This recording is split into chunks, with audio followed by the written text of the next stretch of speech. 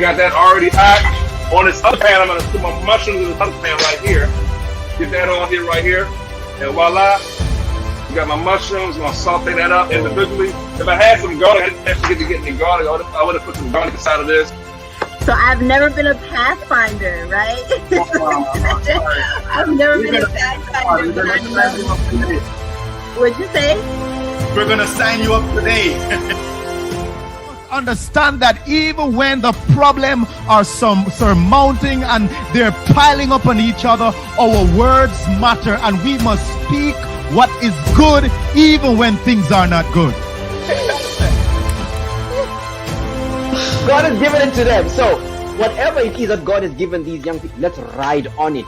And the reality is that's what young people need to hear. And if our church is not prepared to allow people to be their authentic selves within the leadership, then you're not prepared to have young people take over the church. We're not spending enough time or AY fellowship with us to talk about sexuality. But it is when you choose Jesus that you receive the fulfillment, the meaning, and the reward that only comes with following. Find out such excellent ways to give young people a sense of identity and give them But the most relevant part is the spiritual growth. God is saying, you are an open book to understand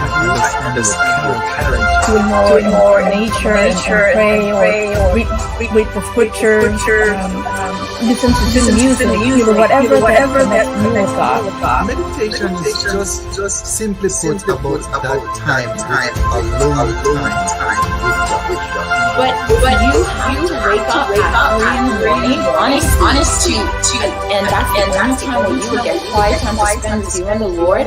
That sacrifice will not go by unrewarded.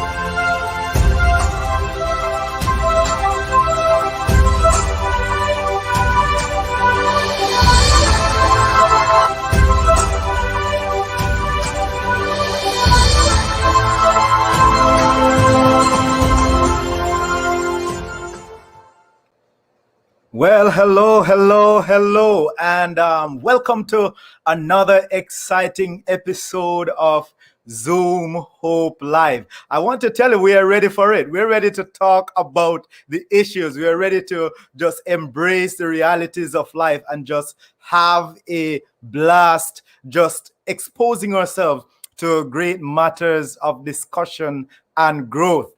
I know that last month, you have been blessed, and we are now in another month. Last month, we spent our time talking about meditation and driving towards intimacy or pursuing intimacy with Christ. And I know you missed London for the past 2 weeks, and this gonna be now the past 3 weeks that she's not here with us. But nonetheless, we are still together. We're still doing the work of the Lord. And this month, we are now again fully engaged, and we have some real issues that we will be driving right home to. And these are personal matters that will cater to your growth. So today, as we are going into our discussion, we want to remind you, if this program has been blessing you, we want you to share with your friends and take the time to just go over to our zoomhopelive.org website, and you can just be benefited from the materials that we continue to upload there, so you can enjoy it. Also, if you're watching on YouTube, please feel free to subscribe if this message program has been a blessing to you. Subscribe, and follow us on the other major platforms, Facebook, Twitter, and Instagram. So if you have your question today, please don't shy away. We want you to post your questions and, of course, continue to interact with your comments, and we will look at them and we will invite those into the discussion. Please take the time to share the link with your friends or your family, as we enjoy the discussion today. Well, we have some wonderful guests who are here with us. Some one is new, and the others you have seen them more than once on this platform. So I want to take the time now to introduce, firstly, our newest person who is added to the Zoom Hope family. And this excites me. And it is none other than the one and only Pastor Paul Graham. How are you doing? Hey, I'm doing fine. I'm doing fine. Awesome. It's so good to have you on today. In fact, last night I was listening to a few of your sermons and I was blessed. Okay, you're blessed. All right, good. Yes. But tell the Zoom Up family a little bit about who is Paul. Please go ahead. Wow. Oh man, who is Paul? Sinner saved by grace. How's that one? Sinner saved by grace. I really enjoy just really doing new things, taking risks with ministry, as long as the Holy Spirit is with it. At this very moment, I pastor. I am the associate, as we will say, ministerial director or pastoral ministries director in Potomac Conference. Been here for about maybe 6 months now. Before then, we planted a church here in the Maryland area, starting from 13 people to up to 600 people. We've had such a marvelous time and built a facility here. But what I'm doing now, which I'm really excited about, is every other month, we've been doing Bible boot camp. That's waking up 5 o'clock in the morning. I know that's too early for you. Too early for you. No. But 5 o'clock in the morning for right on pastorpaulgraham.com or biblebootcamp.com or on our Facebook page. And in May, you ready for this? In May 25th, we'll be launching Advent Mingle, which is an app, a dating app for Adventist singles. Wow, that's good. And you talked about the boot camp. I was just going to ask you to tell us a little bit about Full Circle Ministries. As you said, that you enjoy taking risk with ministry or in ministry with the Holy Spirit being with you. I like that idea, and I think it can only continue to grow the work of the Lord by being like Jesus in terms of leaving the comfort zone and just going out there and making impact for him. So the Lord bless you, and I'm looking forward to that app. Maybe you could run back over and share and talk a little bit about the app so that other persons who tune in here can actually benefit from that as well. So we look forward to the discussion. Absolutely.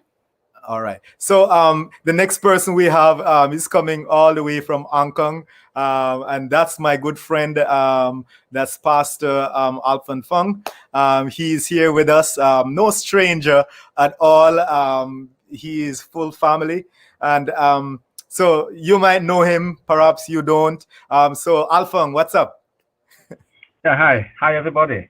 Good afternoon for all of you. But I'm now in at 4:09 a.m. in Hong Kong. Well, yeah, I was going to say, how was your Sabbath?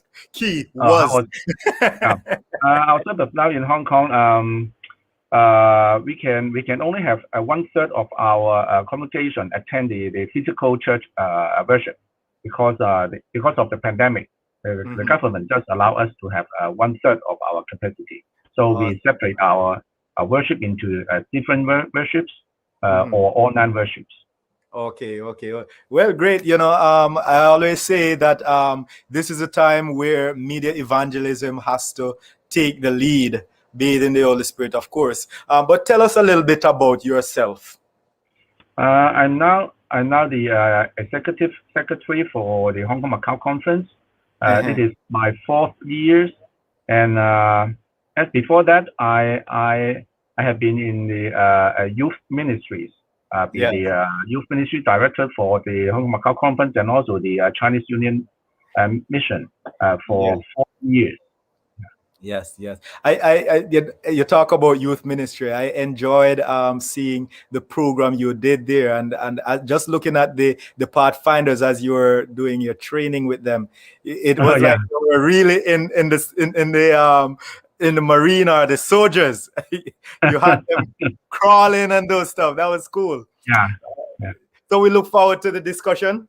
Yeah, awesome. Well, folks, the next person that we have, of course, is the one and only Pastor Natalie Roberts.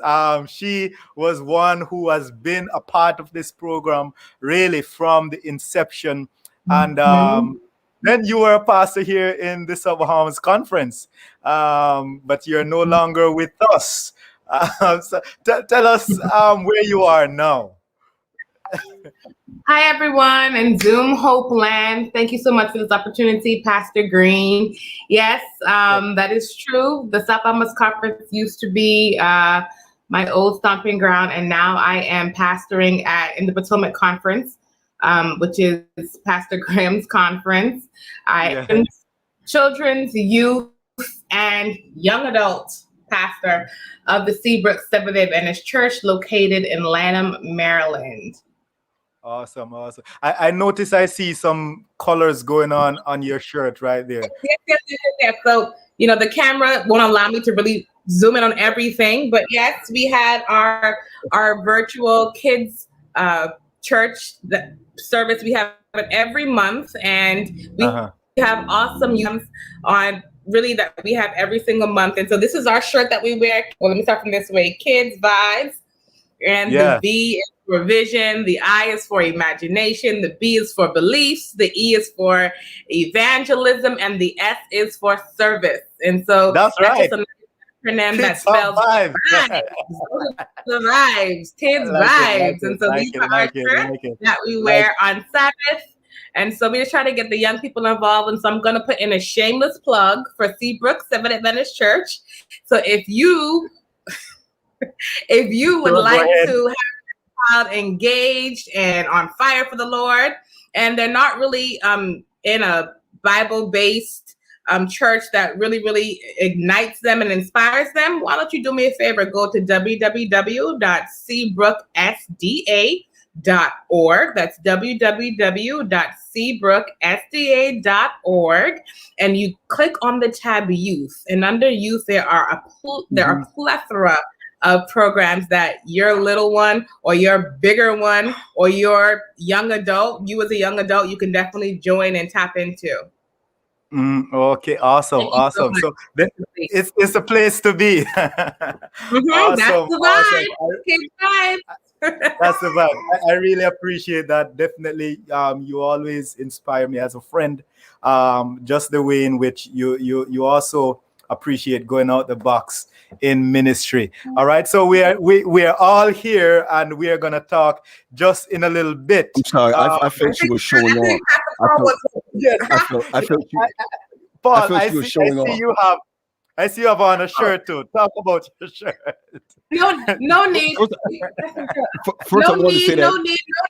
No need to feel slighted. Guess what? Pastor Roberts, I'm always ready. So guess what? Pastor Paul, you know where I live. This will be one.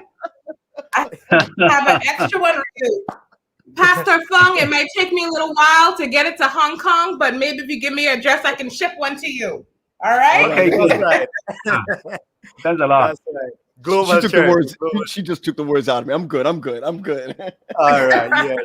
Yeah. She got you. A global church. I like it. So we're gonna chit chat a little bit, right? But there's a song by our dear sister Gabriel.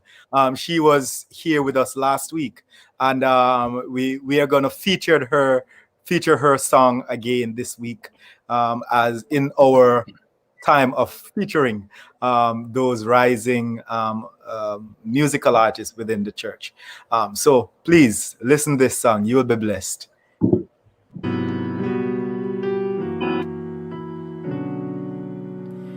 I've got so much to thank God for.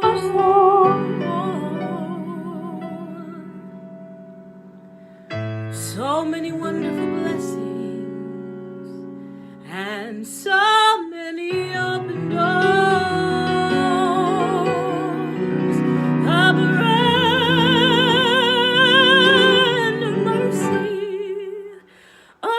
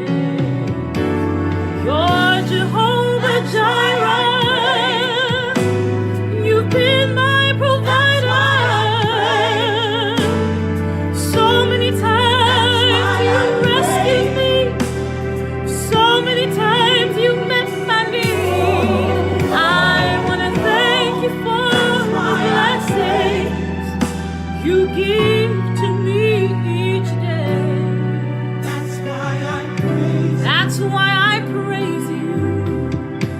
For this I give you praise.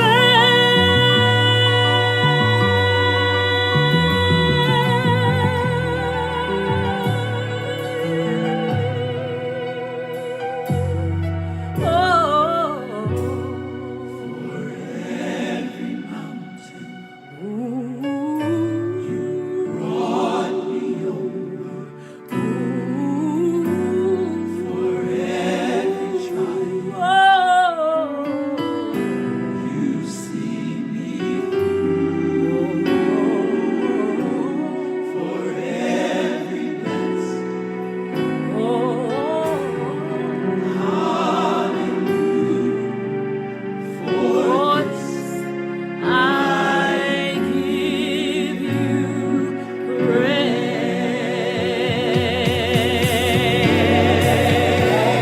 For every mountain, Lord, for every mountain, you brought me over.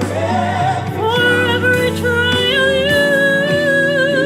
you've seen me through. For every blessing, hallelujah. For this I give you praise.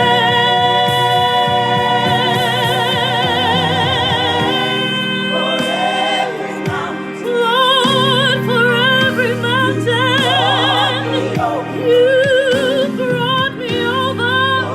For every trial,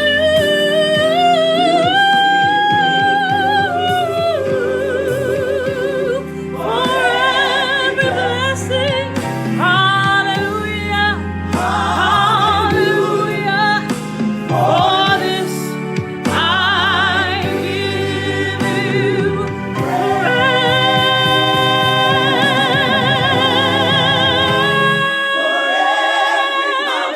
Lord, for every mountain, you safely brought me over. For every trial.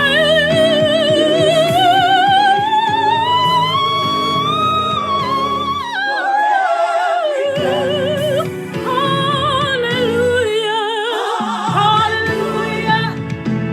For this I give you praise.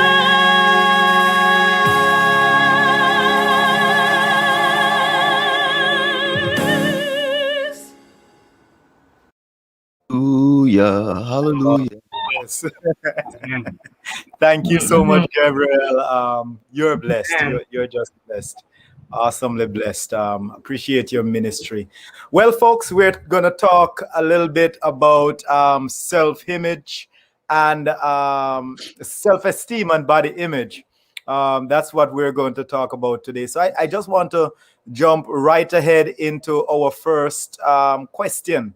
We're going to ask for Pastor Roberts, if you could just take this one first, and then we will go from there. What influence a person's self-esteem and body image? Oh wow! I'm first up to bat, huh? Yes. I'm glad. I'm glad she is. Of things. It's a myriad of things that influences a person's body image, self-esteem image. It's family members, friends, social media, music, religion, culture, everything, every relationships, intimate relationships. Everything influences how you do yourself. Everything on the outside influences the lens you look at yourself. And most of the times, and guys, I'm just gonna say for this show, for this particular topic, I'm going to be speaking through my voice. I'm going to be speaking through my own experience. So I'm going to be speaking as a woman, a lot of things, but from me, okay? Yeah. Most of the time, what seems to your body image and your self-esteem, it seems as though the most negative voice, the most negative noise gets the most airtime in your head. So I'm just going to drop that there, let that sizzle. But Yeah. it seems to be every avenue influences it. Yeah, you could come right up on Paul on this idea that really every sphere of life touches and it influences one's self-esteem and body image. What's your take? Well, number one of the things that I recognize that influences us is who influences us. Because, someone can say whatever they want to say, but if that person is not influential in my life, or who I have not made a priority in my life, then it would not mean a big deal to me. But I have to say that there has been some self-esteem and body images even towards myself. And I'm glad you said that, Pastor Roberts, because we have our issues also. When you have a brother that's 6'4", that's 6'2", and you have another brother who's your twin that's 5'10", 5'9", 5'10", and you're 5'4". Yes. Okay. When your son is 15, but he's, you know what I'm saying? That's right. Almost 6 feet. My wife, who's like 3-4 inches taller than me, what really gets us is how we're influenced by what people say who influences you. Yeah. And so with that question, I would say that when it comes to that, it's the influencer. Who influences us? I'm walking down the street with my son and someone calls me, says, "Oh, you're the father and you're short," and this, that, and the other. That really doesn't bother me as much as someone who is influential to me. And that's where that whole self-esteem get messed up in light of that, Yeah. So that's what I would say. Yes. So you're actually driving home the point that yes, everything does contribute, but when the person or the thing means more to you, the hit and the way in which it shaped the way in which you react towards your self-esteem and your body image, it's intensified. I found the opposite to be true sometimes, though. Yeah. Let me hear. The opposite to be true. Because, and I don't know if I'm speaking just as a woman or like what I dealt with as a younger person. But sometimes what a stranger says, it may hurt worse because you may look, sometimes, like, for example, our parents, right? You expect your mom to say, "Hey, you're beautiful." Your dad to say, "Hey, you're beautiful," right? A lot of the times young people, we think that your parents have to be nice or your have to be nice. Or sometimes even our spouses, sometimes we think, "Oh, to say nice things to me because that's my wife. She's not going to dog me up. That's my wife." Or my husband, he's not going to admit that I may be looking a little thick because that's my husband. But stranger comes up and says something negative. A lot of the time, strangers don't have to have a filter. Strangers don't have that emotional attachment. Come on. So because they don't have the emotional attachment, you internalize what they say to be really the truth because they don't owe you anything else but the blatant, cold, hard facts. And so I have found that even, from my, I think as husbands, you guys probably would have told your wives many times, "Babe, you beautiful. Babe, you fire, you fine, you this, you that." All the sugar, all the honey is coming off of your lips. But your wife is like, "I don't know what you're talking about, hot mess." And I'm saying that because that's what my husband would say to me. And I'm just like, "I don't know what you're talking about. Get away from me," But it's just the familiar influencer. Sometimes you think that they're just over, they're being nice. Yes. So Pastor Fung, I see you're caught between two strong and I believe true perspective as it relates to the impact of the various fears on our self-esteem and body image. Where do you pull yourself as it relates to the influences of your self-esteem or Actually, one's? I agree with Pastor Paul and Natalie that when I think of self-esteem, it has two aspects. One is the subjective and objective.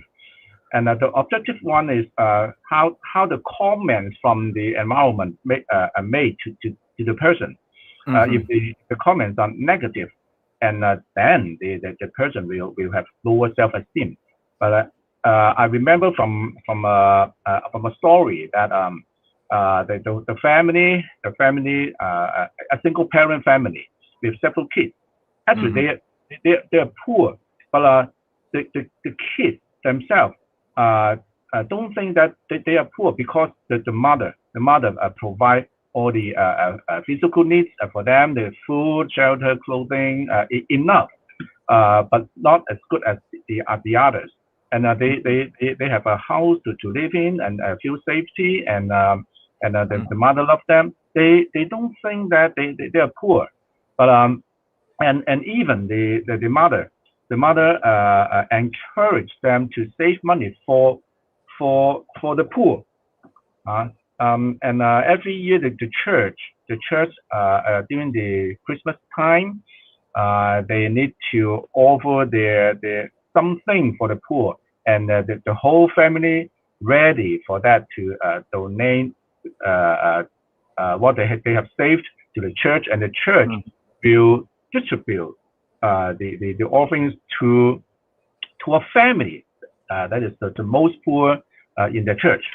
Then that day the church collected all the offerings, the gifts, and then the pastor go to visit the most poor family, and they were visited by the pastor, and they didn't know that they are the poor, the most poor family in the church. It's from the social, the other people, how other people comment about them. Yeah. So the social interaction or the social life, it does have a significant impact on one's self-esteem and body image. I want us to transition into another point shortly, but Pastor Paul, you talk about maybe I'll put it this way: a man's image. And Pastor Roberts, you spoke about a female, really, in terms, or a child, in terms of what they expect. And of course, Alphonse, you talk about a family. And so is there anything as it relates to negative impacts and positive impacts that you can contribute in these three different areas that you have highlighted? If you don't mind, can I share? Sure, yes, go ahead, Paul. You know, when I listen to, first of all, Natalie, and I want to be very careful when I say this, because culture plays a definite part in this. Pastor Natalie, I want to be very mindful of my respect level for you when I say this. All I need for you to let me know if the pain is too much or pull back, but I'm saying this in respect. I was raised that Natalie is not overweight. I was raised that that's the kind of woman that is perfect for you. Yes. But there's another culture that unmute. If you, do you understand what I'm saying? That Natalie? Yes. Okay, Larry, I know you understand. Pastor Fong maybe a little bit different because me and Larry are from the same culture. Yes. Okay, where you don't have a good woman unless she look like Pastor Roberts. You see where I'm coming from? Okay. Yes. If she's too thin, she's not good enough for you. You understand Use where I'm coming from? man. Maga. All right. All right. But then if she goes a little bit too big, I didn't say thick, but too big, then it's the aunties and the uncles that would say, "What happened to you?" Or you understand where I'm coming from? Or so you're living.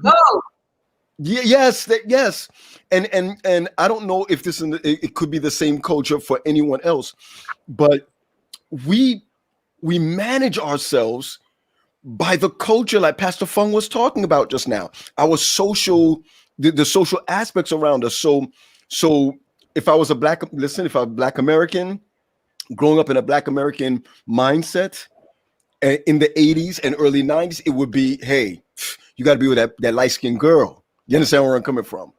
But in the West Indian culture that I grew up in, it's like if she don't look a certain way, if she's not big enough, then you're not taking care of her and she can't take care of you.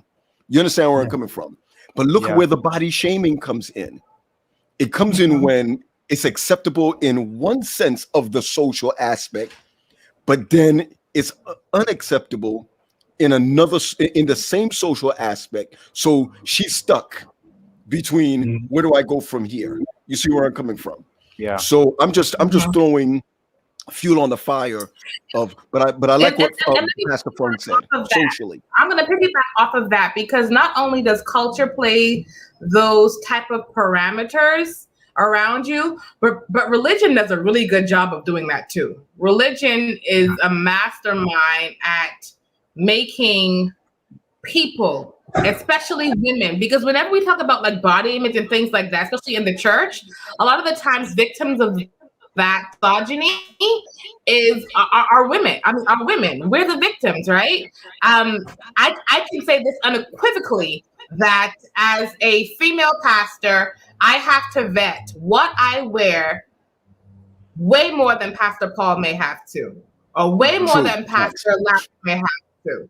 Whereas they can iron their suit and put it on, I can't do that. I have to put on my clothes, look in my stand-up mirror, walk this way, lean back there, turn around, and make sure that my body image looks a certain way because the ridicule may come, the may come. And I'm going to tell you something, guys. As a female pastor, in COVID and having all of, I don't do too well with, and people don't believe me. People do not believe me because they see I'm very charismatic and I'm very bubbly and I'm lights, camera, action. Woo, I'm here, right? But going on camera and preaching when I have to preach and for those cameras at church, that gives me a sense of anxiety. Okay. My husband can tell you, I don't like to watch myself preach when it's when it's my turn to preach at turn to preach at church. And my husband who's he wants to see his wife preach. I'm just like, I don't want to see, the fact that the camera adds on this or the camera exposes the lighting, shows up my flaws. Cameras aren't kind.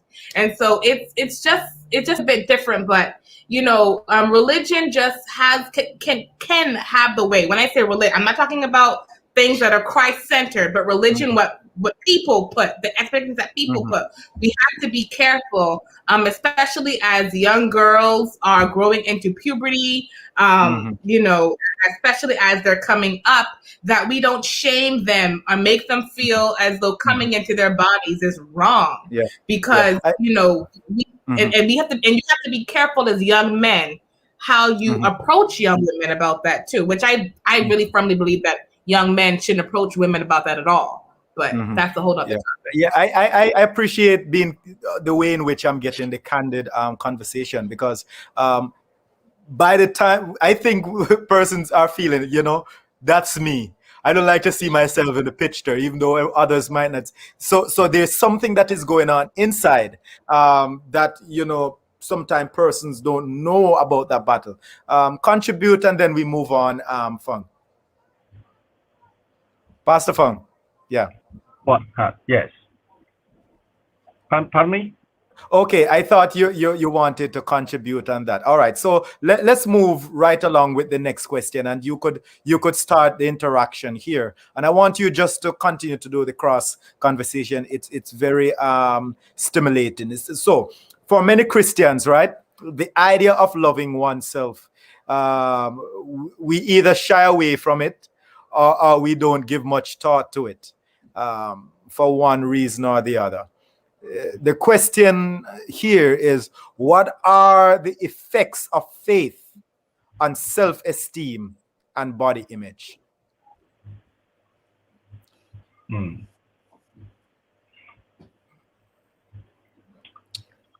You know, I'm digging into the question. I'm just digging into the. I'm question. ready for my I have a with that one. I'll let you. Yeah. I'll acquiesce to my superior, to my senior men here. I acquiesce to my senior man, Pastor Fung. Okay. All right. Yeah. All right. So take a bite at it, Pastor Fung, and afterwards, Okay. each one of us just chime in.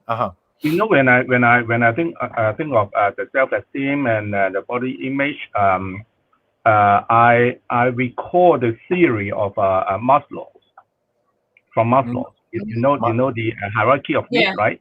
Yeah. So it is quite true, because a person have self-esteem before they have self-esteem. They must satisfy the social need, the physical needs, and their safety and social, right? And also then esteem, and then the highest level is the self-actualization. But I wonder how a person can satisfy all these 5 levels from the secular world. I wonder. So, but from the Bible, I got the answer. You know, God provides all these 5 levels to us. For example, the physical needs, and then from Matthew chapter 6 verse 8, therefore do not be like them, for your Father knows the things you have need to, or before you ask Him. He provides. And securities, also the safety, also the Psalm said that God is our refuge and strength, a very present help in trouble. And the social needs, God loves us, and so that we can love. A lot of Bible passage that talk about this. And then esteem, when we love God and willing to follow God, and the Bible said, if anyone serve me, that means serve God, let him follow me, and where I am, there my servant will be also. If anyone serve me, him my Father will honor him. So and the actualization, and also the book of Isaiah also said that, but those who wait on the Lord shall renew their strength. They shall mount up with wings like eagles. They shall run and not be very weary. They shall walk and not faint. So I think our faith can help us to obtain all these 5 levels of this. Yeah. So if we have strong faith in the Lord, and we accept His words and what He say about us, that can really enhance our perspective about ourselves, or the way we look. That's what you're saying, and I believe that's a powerful point. But as the other chimes in, right, as you spoke just now, and you relate to this same text that has been scrolled across the screen, Matthew 6:8. Do not be like them, for your Father knows what you need before you ask. Do we sometimes within the Christian faith might twist this, where we say you don't need to be concerned at all about how you look, or yourself, in a way where we say, put yourself aside. Put yourself aside. Wear the worst, do the worst, and so don't focus on that. You know, and sometimes we even take it to the point where we try to dress each other, and we dress each other in such a way where one might not be comfortable in that kind of dressing, but we're saying this is your faith, so this is the way you should dress. And see, Matthew 8 say, don't worry about how you look. That would not. I didn't. I'm sorry. Go ahead, Pastor. Go ahead. Yeah. That's really a mat. Go ahead. Yeah, I sense a pivot, a little shift, and I'm not moderating, but I kind of wanted to speak before you kind of touch on that point. Sure. Because that was really to Pastor Fung's comment which he made. I wanted, yeah. So I don't believe in self-esteem. All right. I don't believe in the term self-esteem. I don't think self-esteem is healthy. Self-esteem is sustainable. What I believe to is God confidence. Okay. In the Bible, in Genesis chapter 1, verses 31, God said that he looked over what he had made. He reviewed what he had made. He had made. And after he looked over it, the Bible says that he looked over it and determined that it was good. Okay. So the foundation for how we should look at ourselves, the foundation of what Natalie should see in the mirror when she gets up every morning, when she goes to bed every night, the foundation of what I should see in myself is something good. But what happens is that the world caves in, voices get in our heads, negativity kind of clouds our judgment, and just like Satan appeared to Eve and told Eve, hey, Satan told Eve, well, how did you know what is the difference between good and evil? And God had to tell Eve, well, where did you hear that from? The negativity comes in our head and we start to think, well, my nose is too big, my eyes are too wide, I'm too short, I'm too fat, my hair is too nappy, my hair is too straight, I have my gut is too big. And God is wondering, how did all this get in your mind when I looked at you and when I molded you and when I made you, I already determined that you were good. What gave you this thought? And so the foundation upon which we look at ourselves has to be through the lenses of our Creator, not out of the lenses. I feel like preaching this Sabbath, but not out of the lens of the creation, because it's going to be tainted. It's going to be tainted. And as I still consider myself a young person, but as a young person and as a woman, self-esteem is so fleeting. 1 minute I'm feeling myself and I'm on cloud 9. The next minute, I'm not. 1 minute, I lost 10 pounds and I'm good. Next minute, I'm pregnant, so that goes down the window. 1 minute, I get a compliment. Then 1 minute, I look online and someone said something negative, and so that's kind of that view of myself. It's fleeting. We are flawed. We are emotional. We are. Our emotions are like waves, and so we cannot rely in ourselves to esteem ourselves. We have to have that confidence in God to know that He has created me. He has called me. Every thought thereafter has to be through His lens. Yes. Okay. There's something I want to unpack afterwards. So I'm gonna wait so that I don't segue. I don't segue like I did for Pastor Fung. But the idea of God confidence, I appreciate that. And I believe you're driving home the point that one should look at themselves or ourselves through the lens of God. There's another question that comes to my mind as you say that, but I'll hold it and I will come back to it. Go ahead, Pastor Paul. I have a really good friend who's watching, and he is a counselor who actually, if I was controlling this, I'll put it up here because he says he disagrees with Pastor Roberts. He says he disagrees with Pastor Roberts. His name is Jamar P.W. Moore. Okay. And it's difficult. It's difficult to go against your friend, but I gotta admit, and remember, the guy that just said this, he's also a top counselor, a counselor or what have you. He may think differently from you, Pastor, and I'm going to say this much. I like the statement of God confidence. I also like the statement of we don't even know how to esteem ourselves. Just stay with me, right? I'm not agreeing or disagreeing. I'm just adding on, even with Brother Jamar Moore.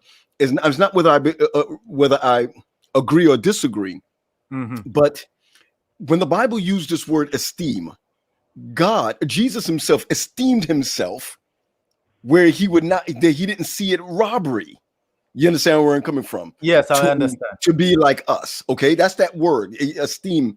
And my thing is that if we don't know what God wants from us, and if we don't know how God sees us, then like Pastor Fung said, we're going to wave or go with what the social media says or what the social aspect of life is.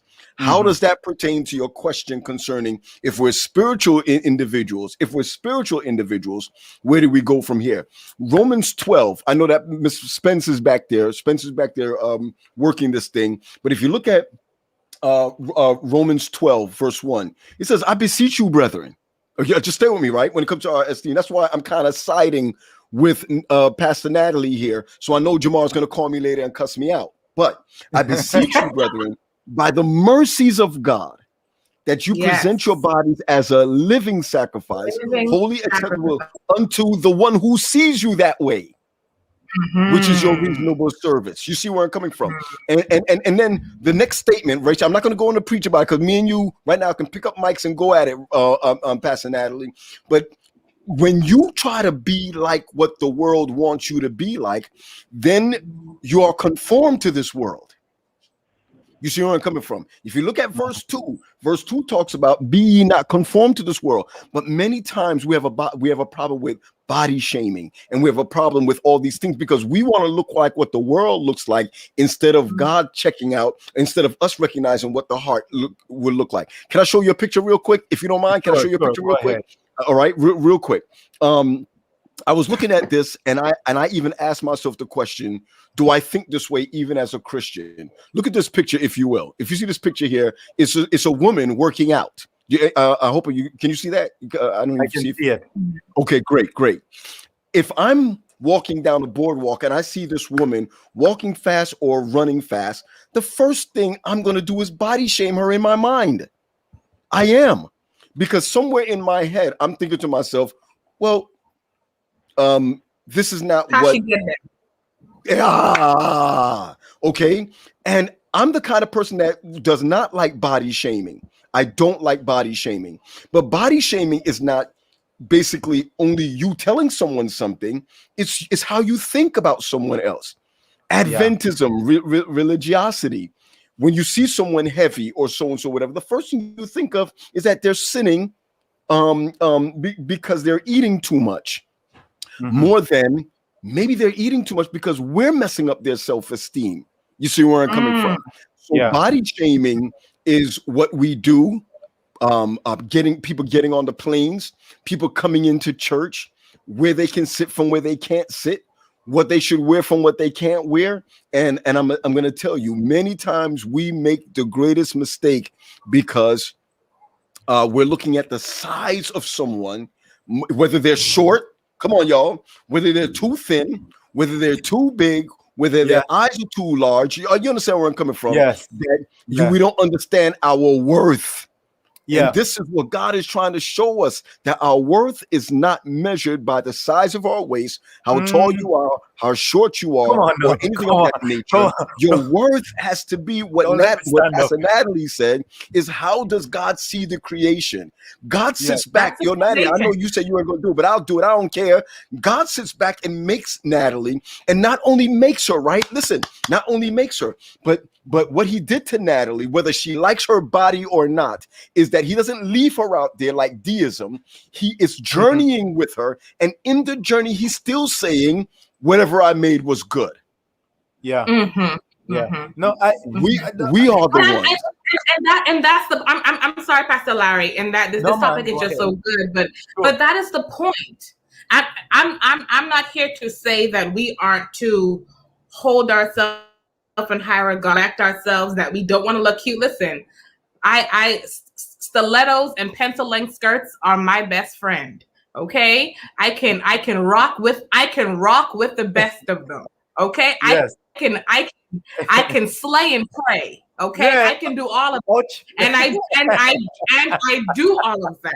Okay, I make You sure hear that that, when Pastor Funk? Play and play. my shoes match my dress, and my dress matches my what. Listen, I'm about that life.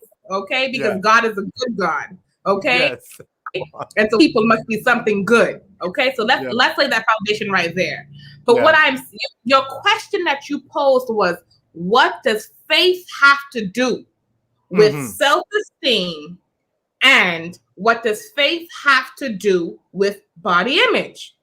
Okay, and so, dear brother who disagreed with me, I love some intellectual banter back, but I stand by my statement that in matters of faith, the conversation cannot begin with us, because Yeah. it never began with us. God made us, God looked at us, and God says that we're good. Yeah. That's what it is. God started this thing. And so when we look at ourselves, we have to understand that because God says we're good, then we must be good. But the conversation can't start with what our boyfriend thinks or what our wife thinks or what social media thinks. The self-esteem can't be built on that foundation. It's a very integral and essential part to play in how we look at ourselves. Pastor Funk? Yeah, when let me rephrase the question. Can I? Sure. What are the effects of faith on self-esteem and body image? Right. Actually, in my mind is that what are the effects of faith community on self-esteem and body image? As I said, this is a social issue.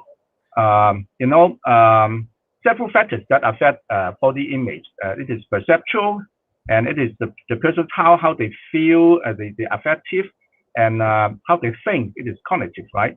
So and then this leads to that person's behavior. Then he or she will do something on the body image. So this is some kind of social issues. That means as Leslie said, in one place, maybe I feel good. In another place, I do not feel good because of other people's comments.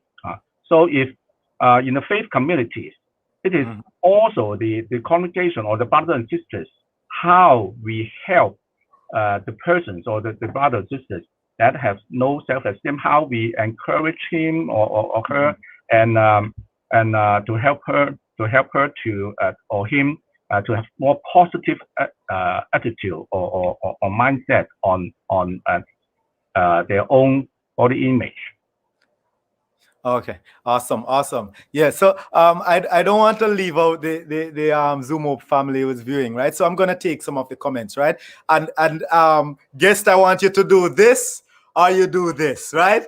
So if you dig it, right, I want you to thumbs up, right? If not, you just right. All right, so we're gonna start with Jamal. Great topic, right?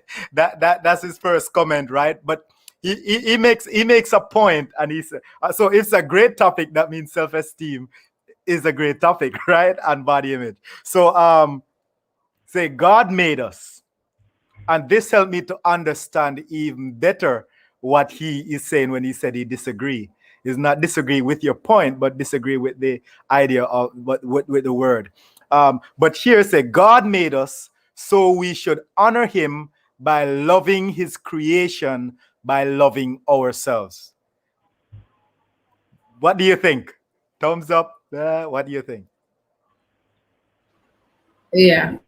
Yeah. All right. So and then self-esteem can hinder our ability to witness for God. Yes, Thumbs that's up true. or what? Yeah. That's why I said the faith community has something to do for that person. All right. So Chanel Summons, I'm going to get her comment now. So if we could put this on the screen as well. I am fearfully and wonderfully made. that affirms me and my value to my creator. My clothes are what you are able, or what you're able to see does not define me. However, I purpose to protect the image of the treasure that I know I am to my heavenly Father. Thumbs up. Awesome, awesome. No, my friend Keen, Pastor Adams, he placed a comment here. Faith is supposed to create a buffer, faith is supposed to create a buffer or drown out. Maybe should not create a buffer or drown out all other voices.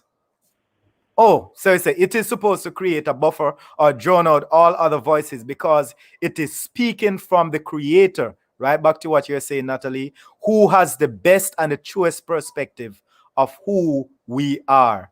Yeah. All right. So let me see. I'll take another one from Chanel's right here. Oh, this is profound. Our dissatisfaction with ourselves stems from how we as human esteem ourselves. You see the difference now? So I believe she's showing the different face of self-esteem, esteem ourselves based on the way society defines. Hello, somebody, an outstanding Christian or a good person. That's food for thought. Anything that has been said that anyone wish to just add a nugget to? Any one of these comments that you want to say, "Wait, this one is really good. I like this because."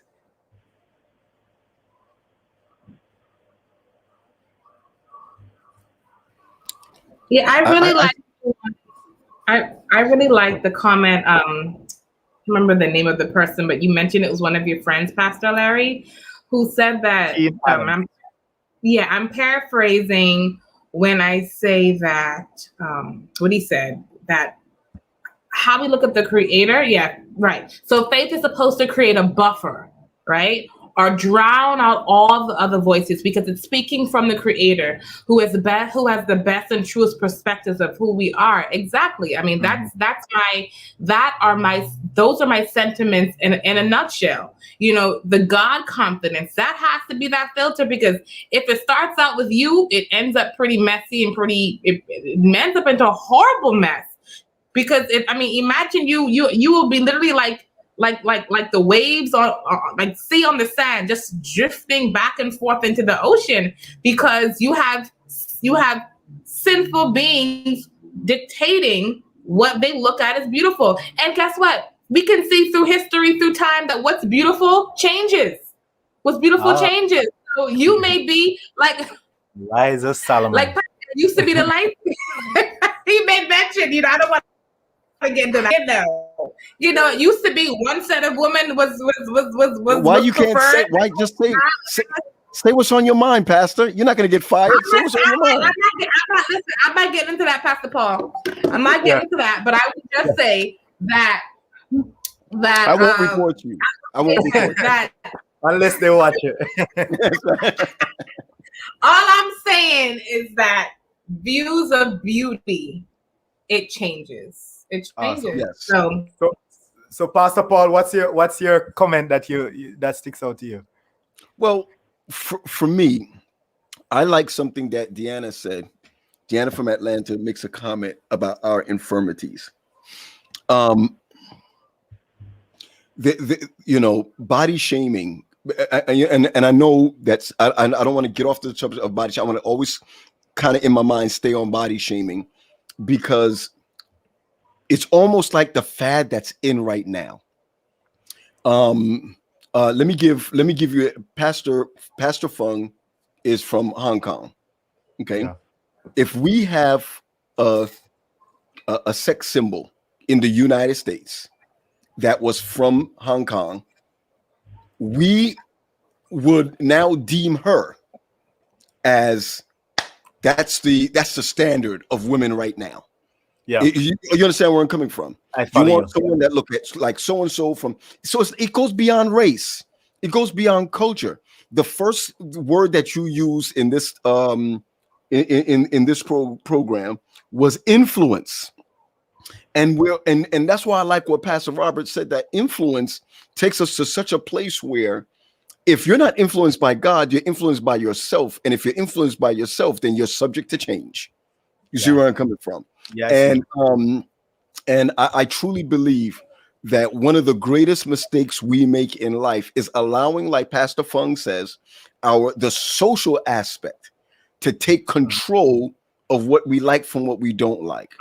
I'll give an example. This may not be body shame, but I remember my second church that I pastored. It was a large church, and I was driving a Honda, 1982 Honda. This was in 2000. Okay. And when I parked my car there, they were like, "Yo, we don't want the neighbors seeing our pastor driving a car of a trunk that can hardly close." What Paul Graham did was I went out and I bought a new car. Nobody helped me pay for it. Nobody paid the insurance on it. It was nice for the people that were inside. I'm saying if we adhere to body shaming, if we adhere to it and do something about it, you should not be working out because you're wondering what people are going to say about you. If you're going to work out, go by the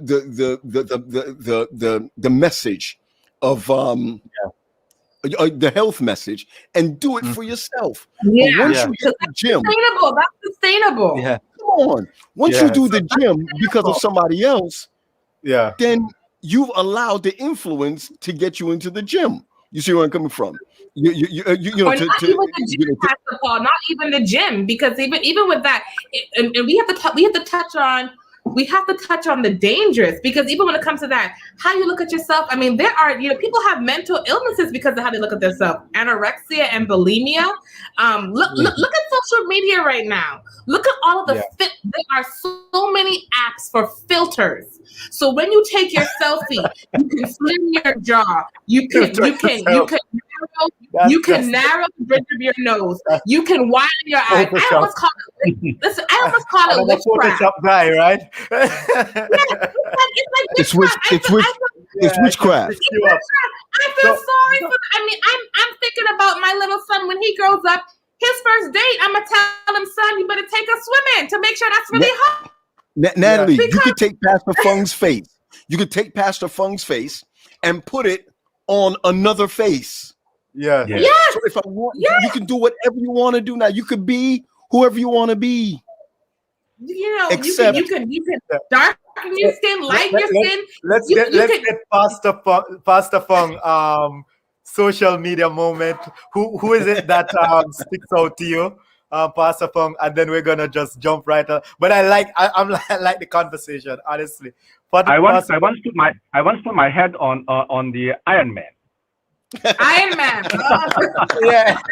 How'd you feel when you did that? I feel so I can fight. All right. Okay. All right. We're gonna so Jamal come right back, right? So seeing that he comes back, right? Because I want to make sure that you know that guess what? We're not just ignoring you there, making your post, but you're very much a part of this conversation. He said, I never said it started with us. Come on, sir. Defend, right? So I never said it started with us. It started with who made us. Come on, right? Both y'all on the same platform now. As God instrument, I know what I am, which is the crowning act of God's creation. Somebody say hallelujah. Having self-esteem is actually an act of faith. I like how you touched that. All right, so awesome. He's cleaning. Nobody here can disagree with that. Yeah, he's working. Clean. He's working. Clean as wicks. He's working on it. Thank you for that clarification. I agree with that. Coralie Monroe said, yes, you have nothing to prove but to yourself. We like to do things to please people and stop trying to live to others' expectation, of course. So this is a powerful point. So thank you so much, viewers, for you really come out big time, and we appreciate that. So the other question, in fact, this is the last one before we actually stream in our message of hope, so we can interact a little bit, and I will be looking for other comments as well and questions as you make them online. So how can one who use their life experiences, good or bad, of course, to form a positive attitude of themselves? And we talk about the God factor in terms of us viewing ourselves through the lens of God. As human beings, we have experiences, right? You're talking about many persons going around with damaged emotions. They have been battered. They have been told that they are nothing. Even within a Christian home, a faith community, they have been really torn apart, right? So they're battered. And then, of course, you have some persons who have had some good experiences as well. So how can these experiences be used to form a positive attitude about oneself? Can I share? Yeah, go ahead, take a bite. Yeah, from my personal experience, that it has two phases. The first phase is to acknowledge the reality that our life, the human being's life, is built on experiences, no matter it is good or not. We have failures, but we can learn from failures. And just like the experience of Job, he said in chapter 23 and verse 10 that, but he knows the way that I take. When he has tested me, I shall come forth as gold. Now, this is very important as a Christian, and our spirituality growth. We need to acknowledge this reality, and then go to witness God, to do witness through our bad experience. We can witness, and then to build others. Then when we see other people grow, then we feel good also. And I like the Rick Warren, right? Rick Warren. No. It's from Duckfield. It's from the same church. In the book of Purpose-Driven Youth Ministry, it says that it has the shape, SHAPE. From time to time, we just focus on the spiritual gift, right? But in shape, SHAPE is first of all, we know our spiritual gift, and then we need to know our heart. Our heart, that means what we enthusiasm on. That means what kind of people that we care for. And then we need to know or build up our ability, and to know our personality. And the last one is E, is experience. That use our experience to witness God, and to share our own experience, bad or good, to others, and so as to build up others. I like that acronym that you use, Pastor, with SHAPE, especially at the end when it talks about our experiences. Yeah.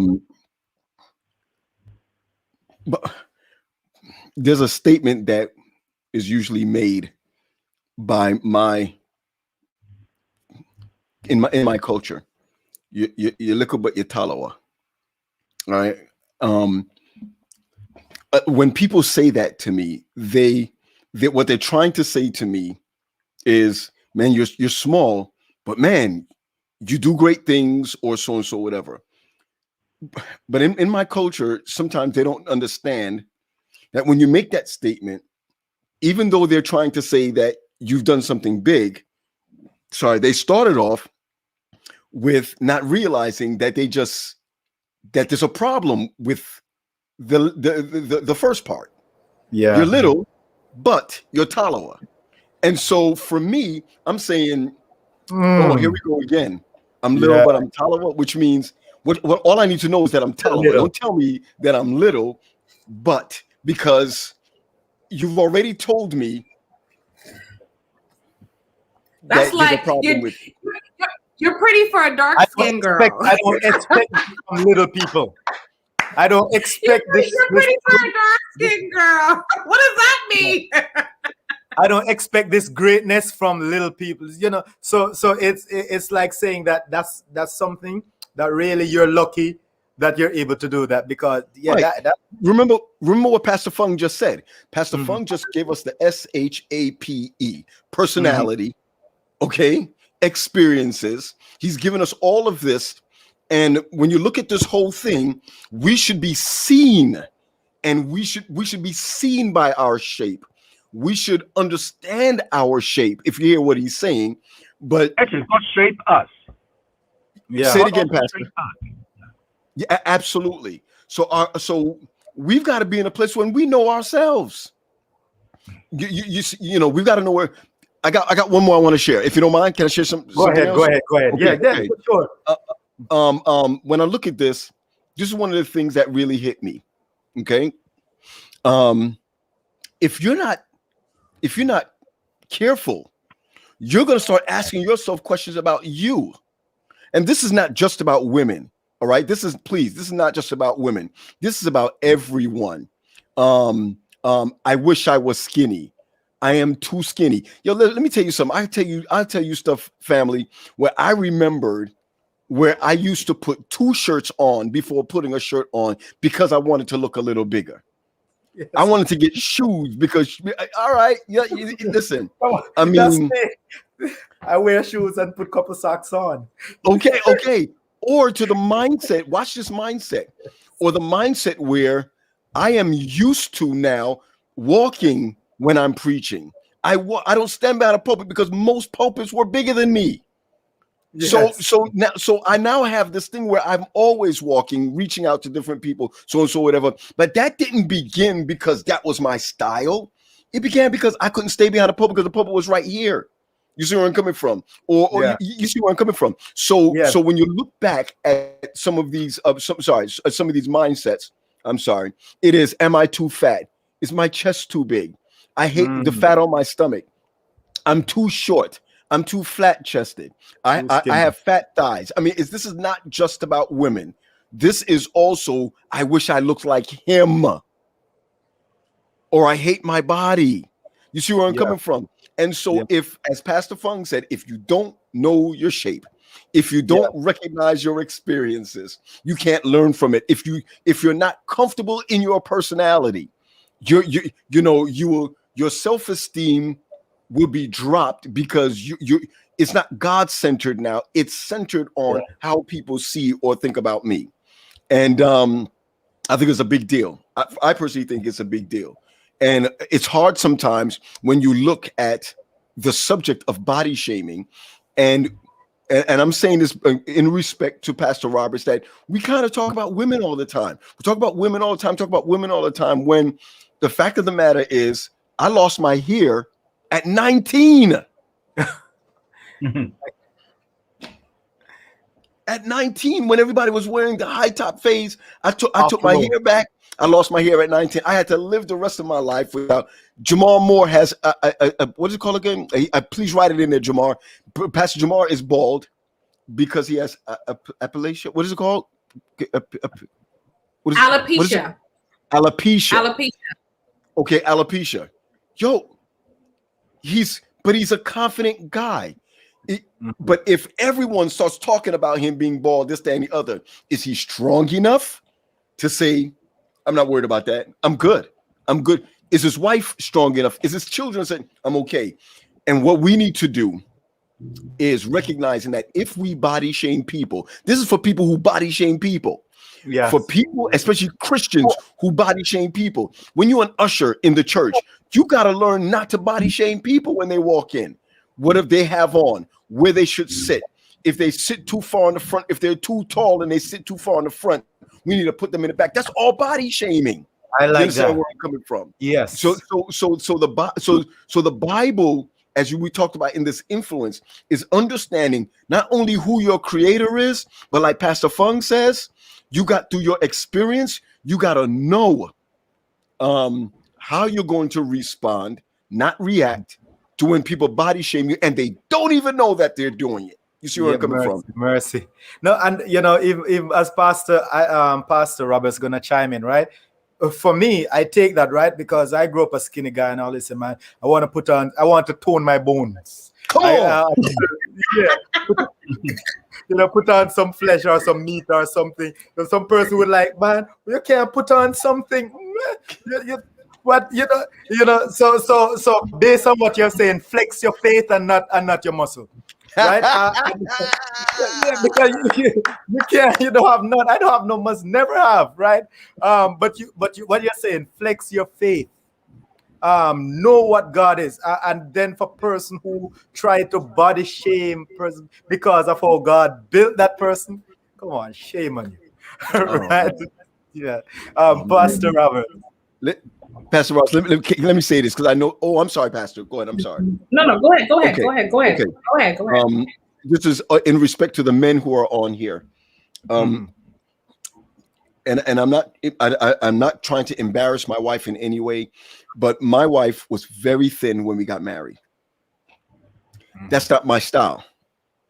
I've dated before, and that's not my style. Somebody that's very thin, it's not my style.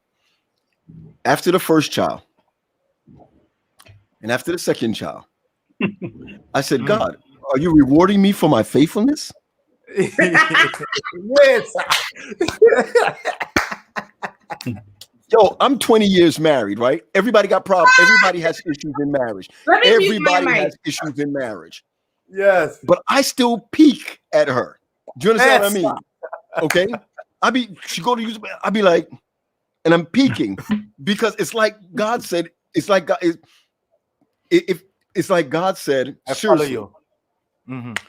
He will give you the desires of your heart. And somebody may say to her, yo, at a family dinner, yo, why you get so fat? You know what I mean?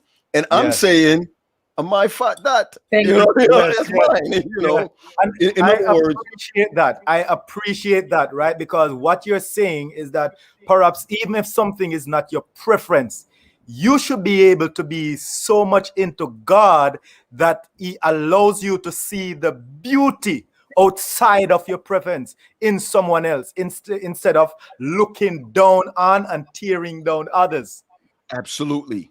Yeah. That's a beautiful, that's such a beautiful principle that transcends even a marriage though. Because even as Christians, the takeaway is that where people are may not be where they end up, right? So you love them not until they reach your ideal, but until they reach God's ideal, because you haven't reached it yet there yourself.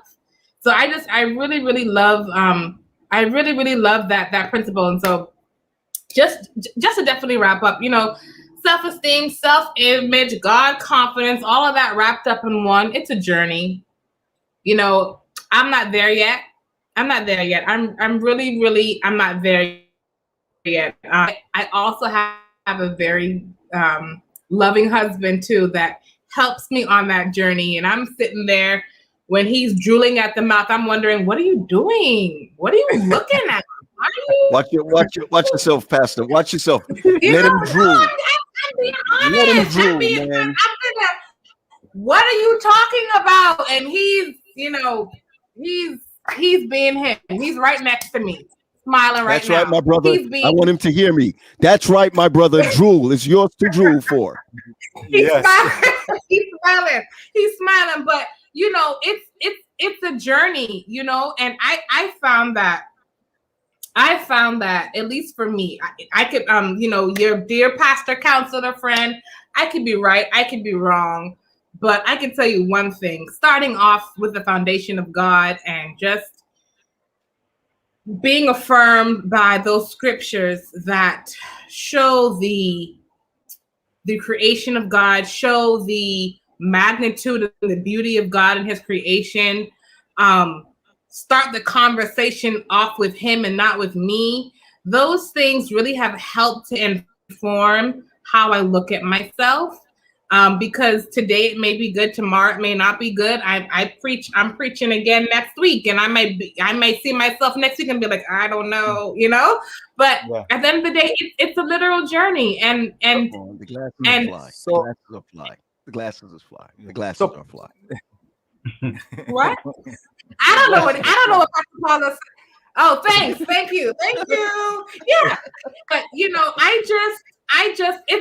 it's a journey, right? Yeah. The male and female dynamic it's a serious one, because I think that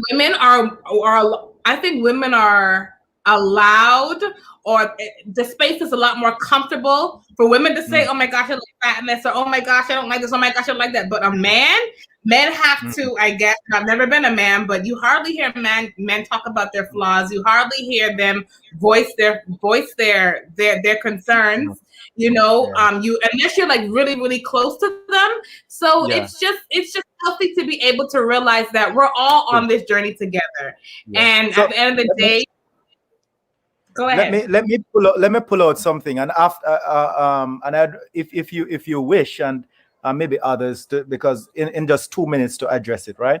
I spoke to it as we introduced this discussion point, about those persons who are having issues with themselves because of damaged emotions, what they have gone through.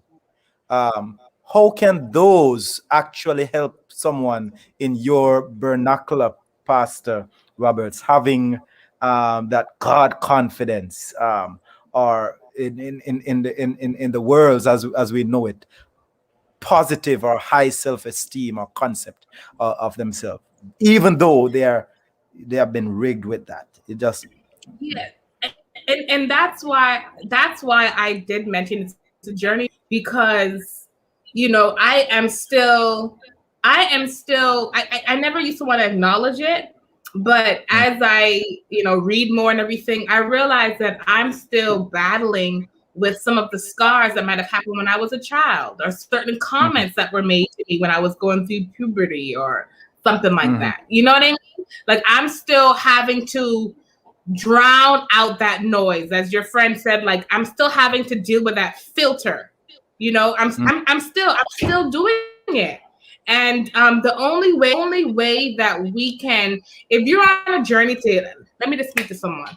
If you are on a journey today, man, woman, boy, girl, wife, husband, whatever, child of God, if you are on a journey today where you don't like how you look, you don't like yourself, when you look, you don't feel valued, take it one day at a time. And to help myself is to avert the attention away from me and back to God. Okay, that's what I have. Paul, thanks. Pastor Paul, someone sent me this privately and asked, because we're in a sinful world, could there be some truth about us being a mess or ugly? Pastor Paul, what do you think? Of course, that's we're talking about reality. The issue is that if we're a mess and we're messed up, it doesn't put the judge's eye for someone else to do that. You understand where I'm coming from? If a lot of times body shaming is not constructive. So if I'm messed up, if Pastor Natalie is not eating correctly, and her friend sees that, and her husband sees that, and a colleague sees that, and says, "Hey, I'm calling you because I just want you to be better, look better, so and so, whatever, because I'm noticing you're doing so and so." That's not body shaming. Body shaming is me talking to Pastor Fung and saying, "You see what Natalie's doing? You see what she's doing? You understand where I'm coming from?" Or saying to her, "What's wrong with you?"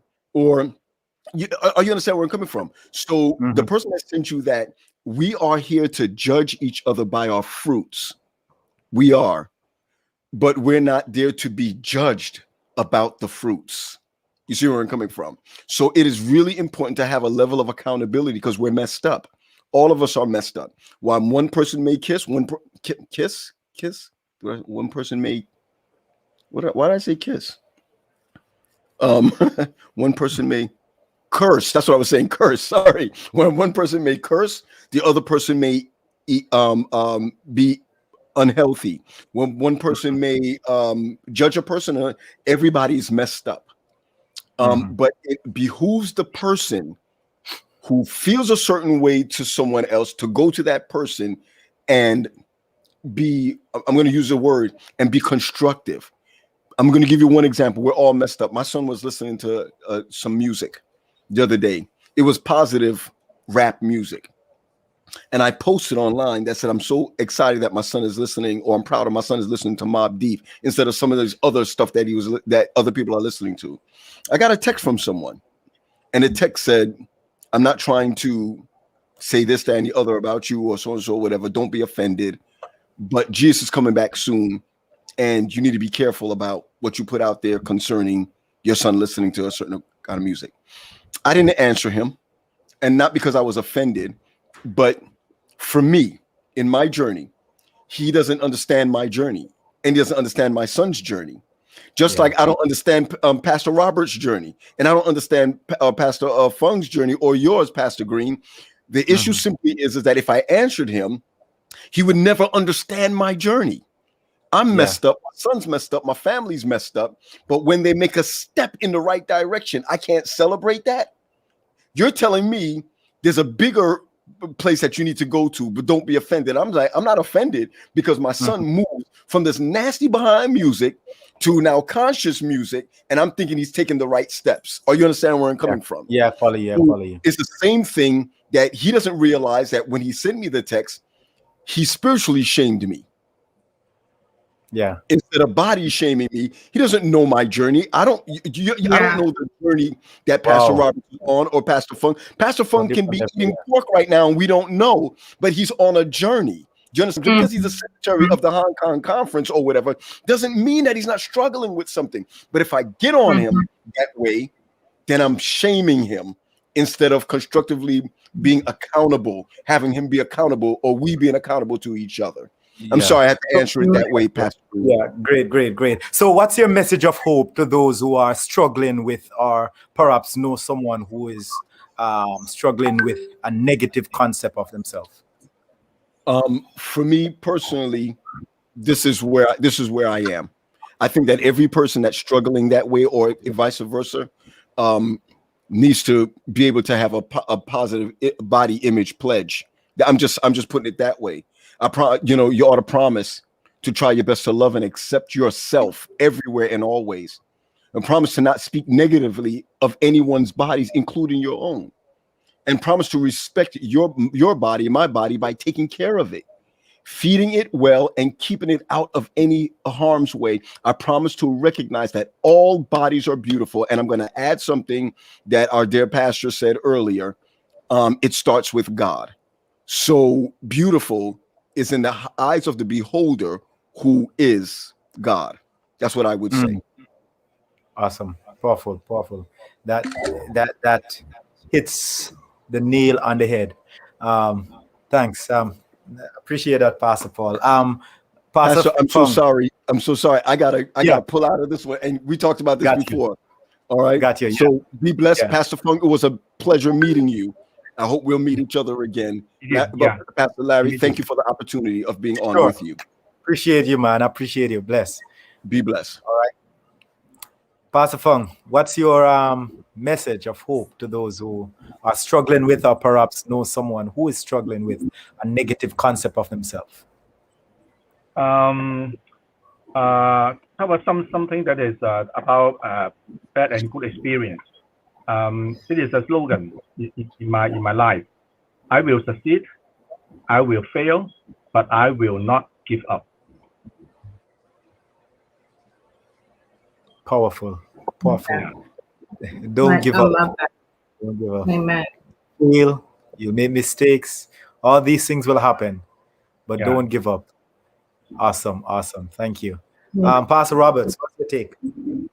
Sure. I want to say something. The last thing I want to say, please, we have to be careful. The young people, whenever someone has a negative comment, we call that someone is throwing shade. Someone is throwing shade, right? So be careful of the shade that is thrown from trees that have no fruit. Okay? Be careful of the shade that is thrown from trees that have no fruit. So when you have people who give you negative comments, people who have negative stuff to say, look at talking about your body image, talking about how you look at yourself, and all that negativity, what fruit do they have to show in their life? And if there's no fruit or no truth behind what they're saying, or there's no positivity behind what they're saying, filter it out with the word of God. Yeah, awesome, powerful. And be blessed. Thank you so much, Pastor Roberts. Thank you so much, Pastor Fung, for being here. And of course, Pastor Paul, who left us a little bit. Of course, Pastor Fung is the executive secretary from the Hong Kong MECO conference, and Pastor Roberts, she is the pastor of the Seabrook Seventh-day Adventist Church in the Potomac Conference. And we have had Pastor Paul, who was here, who is the ministerial or pastor's ministry associate director with the Potomac Conference, who has also enriched the conversation today. So thank you all for being here. As I will just borrow my final take. My final take on behalf of the Zoom Hope team, it would come from Chanel, and she started off by saying, "Hope this is not weird, but I like scars." That's what she said. Scars tell a story. Let that soak in a little bit. Let it soak in. It does not matter what your story is. You got to know that God allows your story. He allows you thin or you're fat. He allows you short or you're tall.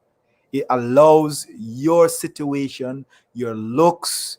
He allows everything about you for a purpose. And that purpose is for you to know that He values you just the way you are. He loves you, and He wants you to have an intimate connection with Him. Thank you so much for tuning in to Zoom Hope Live. On behalf of Kevin Spence, who is here with us, the entire Zoom Hope family, I am Larry. I'm the host today. Also, London, who is not here with us. We just want you to know that you are valued by God. Remember, please, if these programs have been impacting you, please take the time, share it with your friends. There are a lot of things been shared nowadays. Share this one. It's positive. And while you do so, if you have not yet, subscribe. Please subscribe to our YouTube channel and follow us by going over to zoomhopelive.org. And you can, right there, you can interact with all the social platforms, past episodes. And if you wish to place something in the ministry in terms of financial, you can also make a donation by PayPal at zoomhopelive at gmail.com or Cash App at Zoom Hope Live. We have a whole heap of projects that we're trying by God's grace to raise funds towards helping others. So as we get cushion underneath these, we'll be sharing them, and we will be open so you can know exactly how we are going about this. Thank you so much. And let's live this week with a positive self-image, a high self-concept and body image. Put your confidence in God. Thank you so much, and have a blessed week.